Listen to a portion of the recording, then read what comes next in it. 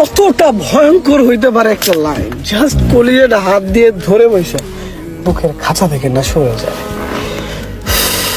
আরে বলার আগে কেমন মানে লাইনগুলা জাস্ট ফিল না করতে পারলে না কিছু বুঝবে। জাস্ট আমি বলার আগেই আমার কলিজা একটা থর করে কাঁপুনি মানে অটোমেটিক করতেছে। আমার মা সারা আমি মানে আওলায় ফেলতেছি।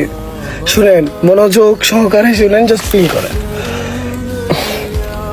আমার মা যখন রোজ সকালে আমার ঘর গোছাতে আমার ঘরে প্রবেশ করে, সারা ঘর গুছিয়ে আমার বালিশটা নিয়ে কান্না করে আর আমারে ডাক দিয়া বলে, বাজান তোরে মাথায় রাখি নাই, উকুনে খাবে, মাটিতে রাখি নাই, পিঁপড়ায় খাবে, তোরে বুকে রাখছি রে বাজান, তুই আবার বুকের মালিক। আর তুই সারা রাত কাইন্দা বালিশ বেঝাস, ওই বালিশ আবার হাতে নিলে আমার কলিজাটা কেমন করে বাজান।